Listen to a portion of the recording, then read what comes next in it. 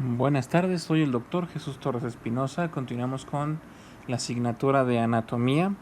El día de hoy vamos a iniciar ya propiamente con la osteología. Como vengo diciendo en varias clases de las generalidades, lo primero que vamos a revisar en la anatomía descriptiva del cuerpo humano son el esqueleto, ¿sí? El esqueleto ya sea central como axil, o sea, de las extremidades, y los músculos del cuerpo. Entonces estamos viendo básicamente el sistema locomotor o aparato locomotor. Dentro de estas secciones lo primero que vamos a hacer es revisar los huesos. Por lo tanto, pues vamos a revisar algunas generalidades de los huesos, ¿sí? Desde las células que los componen, cómo se forman, qué tipos hay. Y esto corresponde a una rama de la anatomía que viene a ser la osteología. Osteo de hueso, logía de logos o conocimiento, ¿sí? Entonces esta es la rama que se va a encargar de hacer el estudio. Se va a encargar de estudiar a los huesos, que son un conjunto de, podríamos decirlo, órganos blanquecinos de dureza, de una dureza bastante duros, con buena dureza. Algunos son, podríamos decir que un poco transparentes, según supuestamente como los veamos. Y en conjunto estos órganos, unidos a través de puntos que se llaman articulaciones, van a conformar el esqueleto. El esqueleto lo vamos a dividir en dos porciones: el esqueleto axil, que se refiere específicamente a los huesos de las extremidades, y el central, por decirlo de alguna manera, que incluye los grandes huesos de la cabeza, el cuello, el tórax y la cadera, ¿sí? Este esqueleto pues va a estar formado por 206 huesos y su función principal es sostén, ¿sí? Le va a sostener a todas las partes blandas, a la vez de que también sirve para hacer palancas y mover y poder generar así el movimiento con ayuda de los músculos, y de brindar protección a ciertas estructuras, como los huesos que conforman la parrilla costal, por ejemplo, que en conjunto con los arcos del otro lado pueden formarnos la caja torácica, que sirve de protección para órganos como los pulmones o el corazón, o los huesos del cráneo, que protegen y contienen al cerebro, el principal componente del sistema nervioso central. Estos van a estar envueltos por varias capas de tejido blando. Este tejido blando puede comprender desde músculos, tendones, ligamentos, cartílagos, ¿sí? Y a su vez pues van a servir, van a estar contenidos en estas partes blandas, y a su vez les sirven de apoyo a estas partes blandas, ¿sí? Donde van a estar estas insertas. Y aún así algunas veces presentan algunas cavidades para alojar y proteger órganos, como ya lo mencioné otras veces, en el caso del cráneo o en el caso de la parrilla costal. Una vez más les recuerdo la posición anatómica, ¿sí? Es un individuo de pie frente a nosotros, con el cuello erguido, viendo hacia el frente, los brazos extendidos a los lados del torso, con las palmas vueltas hacia adelante, piernas juntas, talones juntos y puntas de los pies separados, ¿sí? En este caso vemos un esqueleto en la misma posición anatómica. Aquí estamos viendo una vista anterior, o sea, estamos viendo el esqueleto por delante. Sí, se los vuelvo a repetir porque esta posición anatómica van a ser la posición anatómica en la que vamos a estar revisando cada uno de los diferentes segmentos del cuerpo y cada uno de los huesos. Entonces, repito por definición, el esqueleto va a ser una estructura biológica rígida, ¿sí? Que en conjunto en el adulto pues va a estar formada por varios huesos. Estos son el número de 206, ¿sí? Sigue siendo una estructura viva, por tanto tiene que estar irrigado o nutrido por arterias y tiene que estar inervado. Todo esto a través de una cubierta que se llama periósteo. El periósteo es una especie de membrana que envuelve a los huesos, a todos los huesos, y en ella vamos a encontrar los nervios y los vasos sanguíneos, ¿sí? Está muy ricamente inervada y muy ricamente irrigada. Tiene muchos vasos sanguíneos, tiene muchos nervios, por tanto esa es la razón por la cual una fractura es dolorosa, porque se lesiona ese periósteo y sangran mucho las fracturas en el interior del cuerpo porque pues tienen muchos vasos sanguíneos, ¿sí?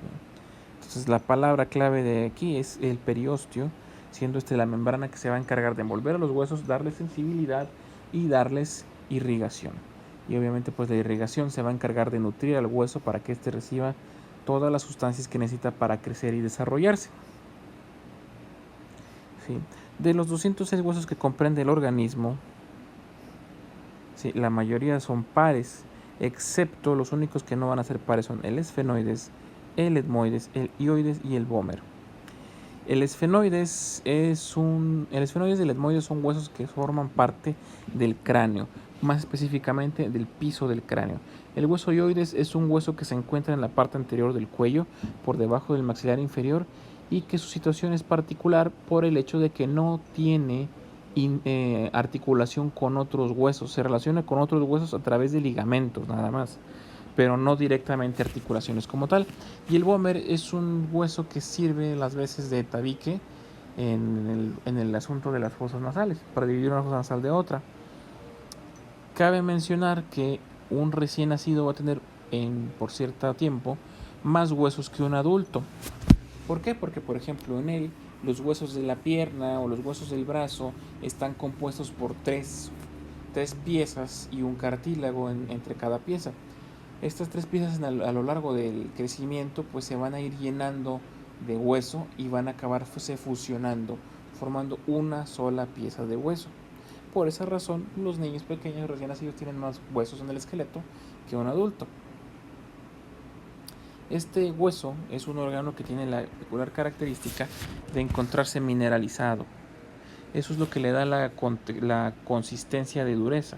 Va a ser duro y va a ser resistente a los impactos o a los golpes. Vaya, como es una estructura de sostén, tiene que ser resistente. ¿Sí? Principalmente pues va a estar compuesto por tejido óseo, que es el tejido mineralizado, el que tiene hueso. Tiene varias células que lo van a conformar a este tejido óseo. ¿Cuáles son? En este caso pues vamos a tener tres tipos de células, que son los osteoblastos, los osteocitos y los osteoclastos. Los osteoblastos son las formas inmaduras. Sí. En el cuerpo humano, durante la etapa embrionaria, existen una serie de células especiales que se van a llamar células totipotenciales. ¿Sí? Toti viene de ser como que todo potencial, o sea que pueden ser todo. También se les puede llamar células madre, porque se pueden convertir en cualquier célula del cuerpo. Pueden ser una célula de estómago, una célula de hígado, una célula de piel, una célula de hueso. Vamos a encontrarnos aquí unos sufijos. Los sufijos pues ya deben de estar viendo en su clase de etimologías que es un sufijo, es un agregado de una palabra que normalmente poseen algún tipo de significado. Vamos a encontrar dos sufijos, los citos, ¿sí? Como aquí en osteocito, y los blastos, como en osteoblasto. Los blastos se refieren a las células inmaduras, células que están en desarrollo, pero que ya tienen definido en qué células se van a convertir. Entonces, por ejemplo, tenemos a las totipotenciales, que son las células madre, pues se encuentran en donde va a formarse un hueso y ahí se convierten en osteoblastos, que son las células del hueso pero inmaduras que se están desarrollando. De estos osteoblastos, ¿sí? Esos osteoblastos se van a dividir en dos, en los osteocitos y en los osteoclastos con C. Los osteocitos ya son las células del hueso propiamente dicho. Son derivadas directas de los osteoblastos y lo que van a hacer es mantener la estructura del hueso. Van a crear el hueso, van a generar hueso. ¿Sí? Y luego resulta que los osteocitos van a generar ese tejido mineralizado lleno de calcio alrededor de ellos. También se le puede llamar a esto matriz ósea. Y los osteoclastos son otras células que se van a encargar de reabsorber al hueso, o sea, de comerse al hueso. Los huesos crecen y se mantienen por los osteocitos, pero los osteoclastos se comen el hueso más viejo. ¿Para qué? Con la finalidad de recambiar completamente el esqueleto y que el hueso esté lleno de material mineralizado nuevo, reciente, que le mantenga la resistencia y dureza que debe de tener. Ahora, los huesos pues van a estar unidos entre sí por medio de ligamentos. Estos ligamentos los vamos a ver presentes particularmente en las articulaciones. Todas las articulaciones tienen un sinnúmero de ligamentos que, si bien unen al hueso, también le permiten la movilidad que tiene. Ahora, estos huesos a su vez van a estar unidos con los músculos a través de una estructura que son tendones. Los tendones se parecen a los ligamentos, pero son un poco más elásticos, mucho más flexibles. ¿Sí? Y para terminar, estas estructuras de los huesos y principalmente las articulaciones, hay cartílagos que van a complementar la estructura del hueso. Estos cartílagos tienen muchas funciones, como calzar un hueso en otro, permitir cierta amortiguación, facilitar las flexiones o los movimientos del esqueleto. ¿Sí? Aquí cabe decir una cosa, los huesos entre sí se articulan y en los huesos los tendones, los ligamentos y los músculos se insertan. ¿Sí? Entonces músculos se insertan, huesos se articulan, vasos y nervios se anastomosan. Anastomosis, sí, la vamos a ver más adelante, es una palabra que se utiliza para referirse a la unión de dos vasos sanguíneos o de dos nervios.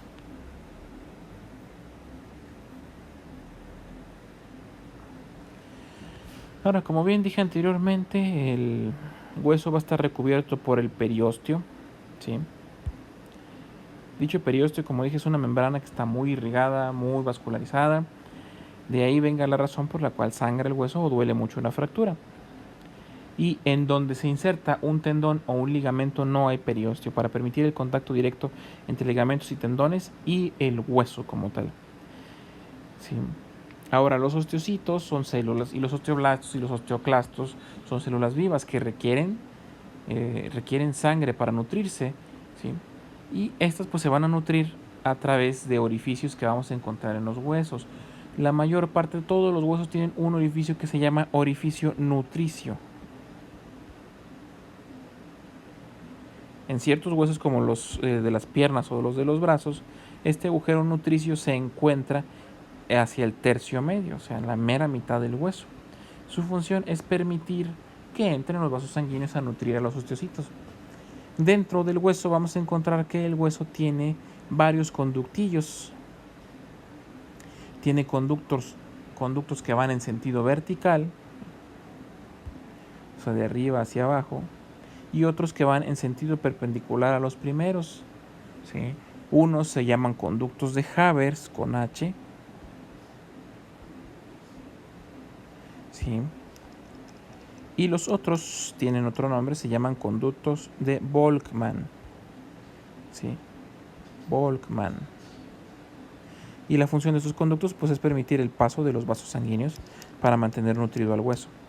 En caso de que se obstruyan, se rompan o no existan los conductos, pues el hueso no se va a nutrir y el hueso se puede necrosar y morir. En el interior o por el interior vamos a clasificar a los huesos en dos grupos. Sí, uno es el compacto y otro es el esponjoso, según cómo se vea la estructura interna del hueso.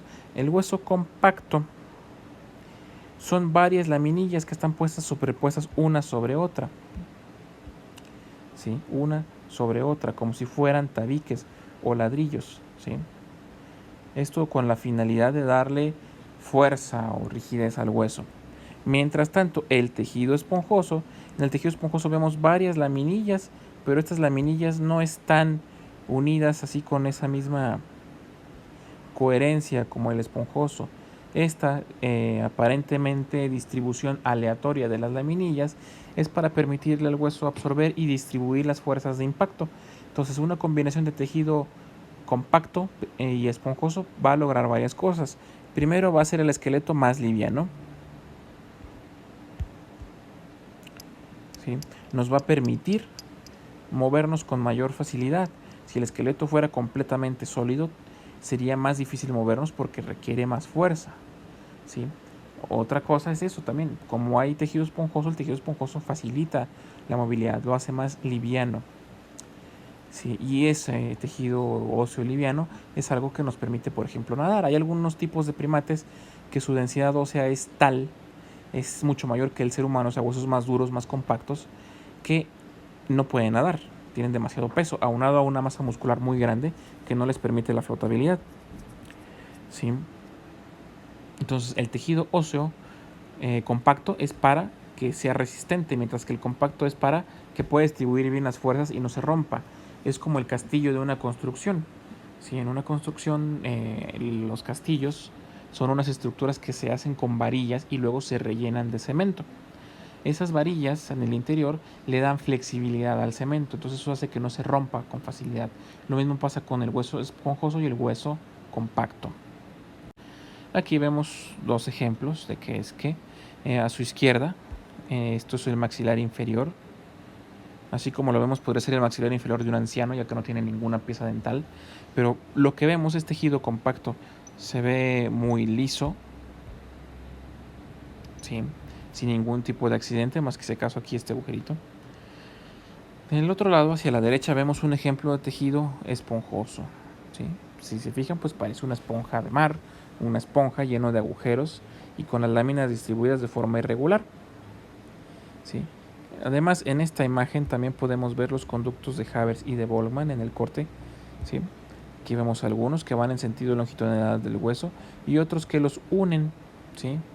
Siendo unos de Volkmann y otros de Havers, ¿sí? Y por último, en esta misma imagen podemos ver el periósteo. El periósteo es la capa más externa, es una membrana que va a envolver al hueso y, como les dije, su función es nutrir y otorgar sensibilidad al hueso. Ahora, el hueso, pues estos son los componentes. Tenemos que un 30% va a ser materia orgánica y esa materia orgánica va a estar compuesta por los osteoblastos, los osteocitos, los osteoclastos y tejido conectivo, una especie de tejido cartilaginoso que permite la unión entre unos y otros. Mientras que la materia inorgánica va a ser un 45% y va a estar compuesta por carbonato de calcio y fosfato de calcio, el mineral principal en componer al hueso y otorgarle su dureza. Y un 25% más va a estar compuesto por agua. Cabe mencionar que el proceso de creación de hueso se va a llamar osteo, como todo lo que tenga que estar relacionado con el hueso. Osteogénesis. Génesis como el libro de la Biblia, el Génesis, que significa origen. Entonces osteogénesis es el origen del hueso. Ahora, hay una lista de huesos que vamos a ver más o menos. Tenemos que la cabeza va a tener varios huesos, un total de 28, de los cuales vamos a dividirlos en cráneo y cara. Cara, pues es el rostro como tal, y cráneo, la bóveda, donde se va a almacenar el cerebro, ¿sí? Dentro de los huesos del cráneo vamos a tener, que son los primeros que vamos a ver, un total de 8 huesos. Estos 8 huesos pues salen a colación porque tenemos algunos que son impares y a otros que son pares. El frontal, por ejemplo, el occipital, el esfenoides y el etmoides son impares, mientras que el parietal y los temporales son pares. Si en la cara tenemos más huesos, tenemos un total de 14, incluyendo un par de huesos nasales, 2 maxilares superiores, 2 cigomáticos o malares, un maxilar inferior o mandíbula, 2 huesos unguis o hueso lagrimal, que es una pequeña laminita de hueso que veremos más adelante, 2 palatinos, los cornetes inferiores y el vómer, otro hueso impar. Entonces, en el cráneo hay más huesos impares que huesos pares, en la cara hay más huesos pares que impares. Sí, en el cuello vamos a encontrar un solo hueso, que es el hueso hyoides. Es el único hueso que ya les dije no está articulado con nada y se calcifica muy tardíamente. Cuando digo calcifica me refiero a que se endurece por acumulación de calcio dentro de su matriz ósea.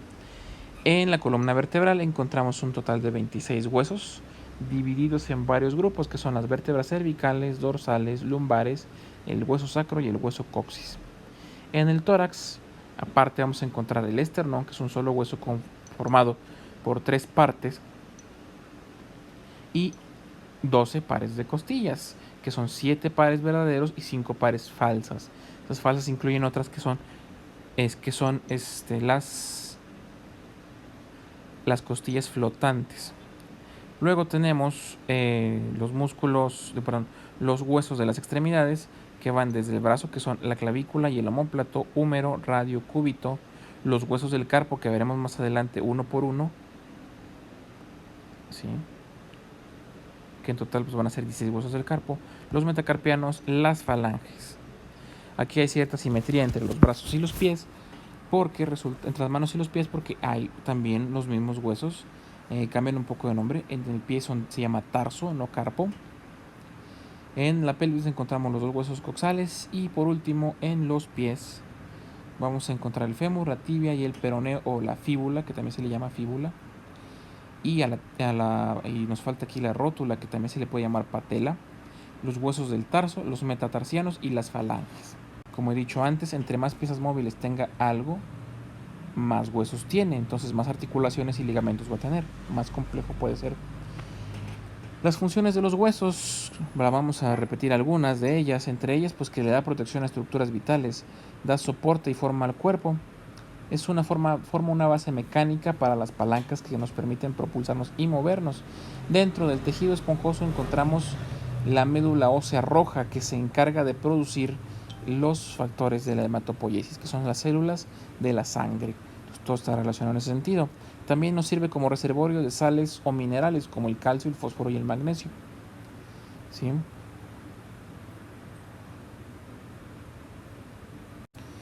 En esta imagen vemos un corte de un hueso. Este hueso en particular es un húmero. Es un hueso del brazo. Es un hueso par. ¿Sí? Estos huesos, bueno, vamos a ver más adelante los 3 tipos de hueso, pero nos sirve para ver unas cosas, unas situaciones. Son los accidentes más comunes o características más comunes que vamos a encontrar en todos los huesos, no solamente en estos. Tenemos primero las crestas, que van a ser bordes afilados, ¿sí? Se palpan y tienen un ángulo muy agudo y se sienten como si fueran un filo. Tenemos surcos, que no son más que como si fueran zanjas, son canales labrados por el pasar de tendones o músculos. También tenemos los tubérculos, que son las salientes redondeadas o accidentadas, donde se puede insertar a veces los ligamentos o los tendones o los músculos. Y tenemos aquí aparte este hueso para mencionar las partes de este tipo de huesos. No todos los tienen. Hay un tipo particular de hueso que es el hueso largo. Los huesos largos tienen 3 partes siempre reconocibles. Una parte central llamada diáfisis y 2 porciones en los extremos que se llaman epífisis.